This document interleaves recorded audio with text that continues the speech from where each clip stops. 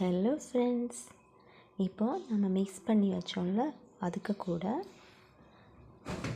Half cup மில்கில் அந்த half cup மில்கில் கொஞ்சமாக மில்கை இதில் விட்டு மிக்ஸ் பண்ணோன்னா பட்டர் க்ரீம் ரெடி ஆயிட்டு.